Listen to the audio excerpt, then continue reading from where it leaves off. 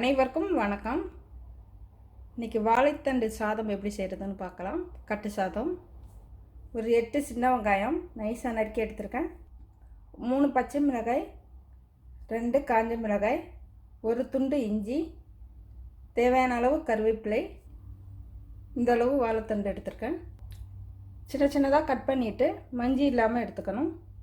தேவையான அளவு எலுமிச்சை. எவ்வளோ சாதத்தில் கலக்கிறோமோ அதுக்கு தகுந்த மாதிரி எலுமிச்சை சேர்த்துக்கலாம். ஒரு லேசான புளிப்பு சுவையோடு இருந்தால் போதும்.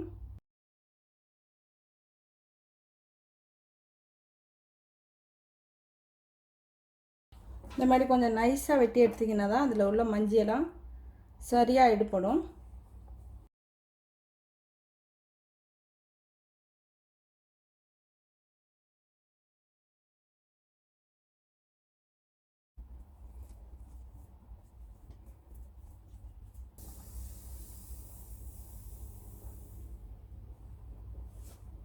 இந்த மாதிரி மஞ்சி வரும்.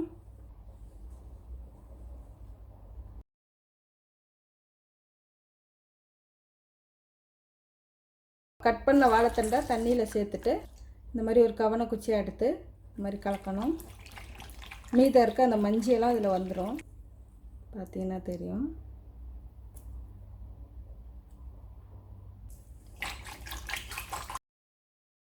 இந்த மாதிரி இல்லைனாலும் நல்லா பிசுறு பிசுறாக உள்ள குச்சி எடுத்துக்கலாம்.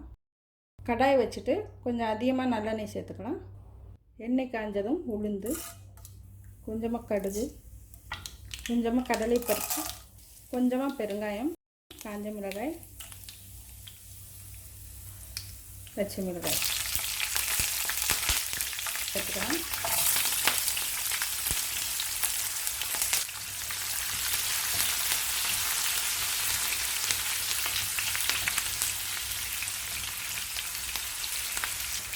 கருவேப்பிலை,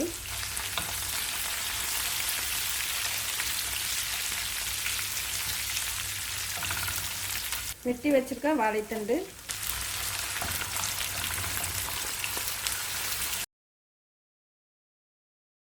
ஒரு 2 நிமிஷம் வதங்கட்டும்.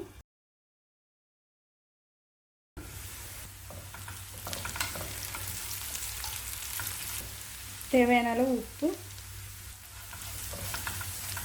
கொஞ்சமாக மஞ்சள் தூள் சேர்த்து நல்லா கலந்து விடலாம்.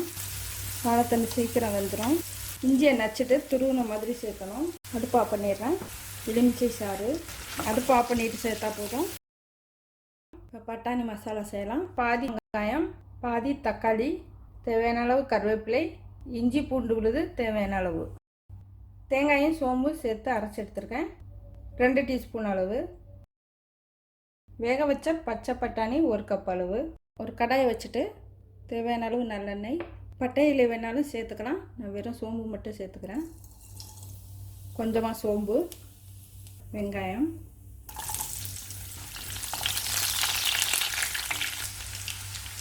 கருவேப்பிலை,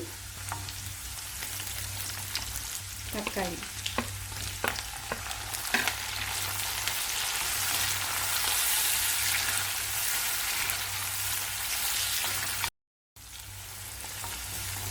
தக்காளி வதங்கிச்சு. இஞ்சி பூண்டு சேர்த்துடலாம்.